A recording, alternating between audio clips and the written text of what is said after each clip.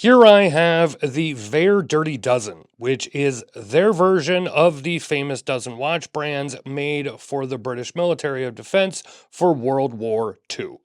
Now, the name Dirty Dozen, I believe, comes from the movie from the 60s, but the watches were contracted by the British military, and there were a dozen brands. All of them had to have the same specifications, and many of those companies are still around today, such as IWC, Omega, Eterna, JLC, and Longines.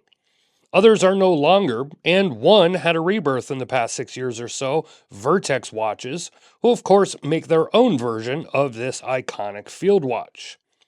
But what about the Vaer Dirty Dozen? Well, their version, it comes in two sizes, 36 or 40 millimeters. It uses their existing field watch case, has a Salida movement, that signature sub-second dial, a sapphire crystal, and will come with two straps. Now, they normally sell for $999, but they're currently on sale for $750. And I don't say this lightly, but this may be my favorite Vaer model to date. There are a lot of Dirty Dozen style watches these days, though, so is this one worth it?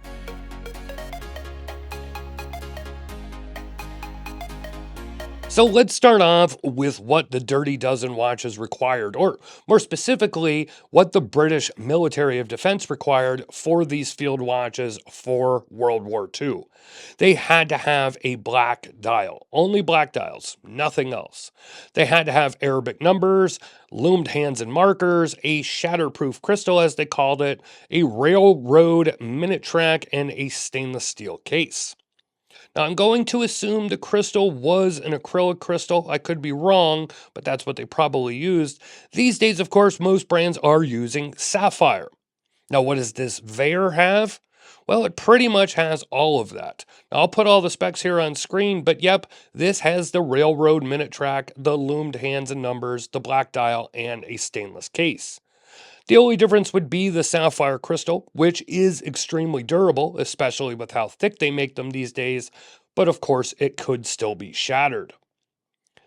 Then you have the movement. In this case with the Vaer, we have the Salida SW260-1, which has the sub-second style complication. Now, while these days an actual large second hand, the third hand, if you will, would be the norm, when the original Dirty Dozen were produced, the sub-second style was the norm, as movements needed an extra pinion and wheel and a few other things to have that long second hand work. The sub-second style was just easier to produce at the time. And of course, we have the movie and we have the countless articles and books about these watches. And the one thing I learned is that a lot of these watches did not see the action that the movie depicts, as a lot of these watches weren't delivered till late 1944 or early 1945. Now, I'm not a historian either, so if I'm wrong, don't get on my case. That's just what I read. While I would love to have the time to research for a month or so about these watches, I just don't have the time, so I did as much research as I could. But why are these watches so popular? Is it part of the myth, the movie itself, that they may or may not have been used in World War II, or is it just the specific look? I don't know, but the style of these watches has become pretty iconic. And at the end of the day, it's a field watch with a black dial and a seconds subdial. And that's exactly what Vaer did with their version. They took their already existing field watch case, made no changes to the case or crown whatsoever. It's the same all brushed, slightly bulbous case design with more swoopy lines instead of hard angles, and they made new dials. Matter of fact, a lot of their field watches, including one I reviewed a few years ago, used the syringe style hands and have large Arabic numbers. So what they really did here was switch it to the SW260-1 movement and put the second subdial on the dial and that railroad style minute track. Now, of course, all new dials were made, but design-wise, they weren't much different from the regular field watches they were already producing. But these do look like the watches contracted for the British military, specifically the Vertex, Record, and IWC. Why those three? Because those three used the syringe style hands, at least from what I have seen. Now, maybe the other brands did at some point as well, I don't know. But from the images I have seen, those three were the only ones using those hands. Others used large or thin sword hands, one or two used pencil style hands, and two, JLC and Longines, used cathedral style hands. Ever since Vertex popped back up on the scene and started making a modern version of their Dirty Dozen watch, I have always liked the look with the more simple syringe hands, so I'm glad that Vaer copied that look. And with all that, I do really like the look of this Vaer. This one is the 40mm, a size I personally prefer, but these do come in 36mm if you want one closer to the original size, which was 35mm. And they also come in quartz versions, which are, by the way, way cheaper, around $254 currently. So if you want the look for very little coin, that's probably the way to go. These watches are pretty solid as well. The case is brushed and straightforward. It's got 150 meters of water resistance and a screw down crown. And when it comes to field watches, I do have to admit I like this look a lot. The matte black dial, the second subdial, the colors used, it all works and it all looks different than a lot of modern style field watches. As usual with Vaer, you get a choice of straps. You get a standard FKM Ocean strap, as they call it. That's this rubber one here. And I like it. It's nothing amazing, but I like the texture to it, and I like it over the standard Tropic rubber.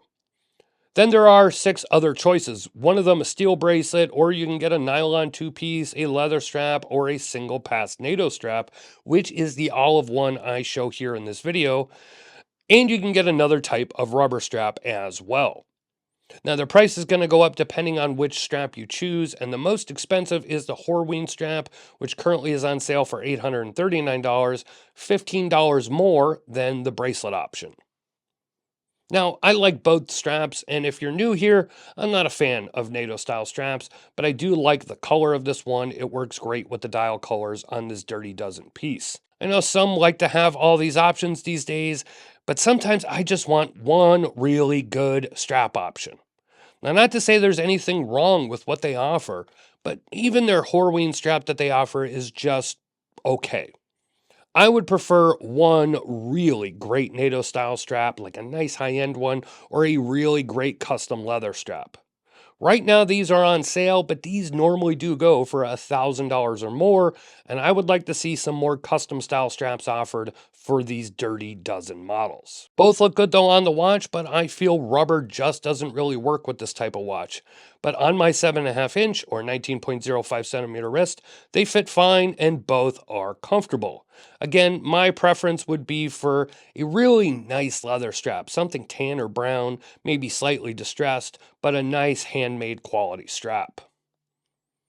Lastly, we have the Lume, and Vaer has always done a decent job with their Lume applications, especially on their dive watches, but I think this model may have the best Lume on any of their watches, or more so than ones I have seen and reviewed. The website says they have 15 layers of BGW9 Lume applied to the hands and dials, and while I can't confirm if it's really that many layers of Lume, I would believe it based on what I see. It's well applied and crazy bright, and more importantly, it's crazy long lasting. Hey there, Future Don here, and made a mistake. It's dual Lume, as you can see. It's very plain to see on video. It is actually BGW9 and C3 Super Luminova, which is why it looks so great in the dark. As I said in the beginning, this is my favorite Vaer to date. I love an all-brushed case. It's 40mm, which these days for this style of watch, I feel is perfect for my wrist. And I have to admit, I'm drawn to this Dirty Dozen dial. Now, I'm not big on military-style watch reproductions, and as far as this iconic look from said watch, or watches used in this war, or worn by military, or anything like that. But in this case, I can see why this style of watch is coveted by so many watch enthusiasts. It's just a good-looking, easy-to-read dial, but it's not boring either. Vaer did a good job recreating one, but I definitely would be ordering a different strap, something leather as I said, but that's just me. Anyways, if you are new here or you haven't yet, go ahead and subscribe and turn on notifications. Or don't, but I would appreciate it. More importantly, head to the comments, let me know your thoughts on the Vaer Dirty Dozen, and if you have any questions, ask away.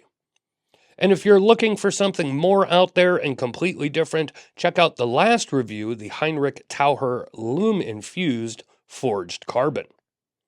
Thanks for watching, and I will see you next time.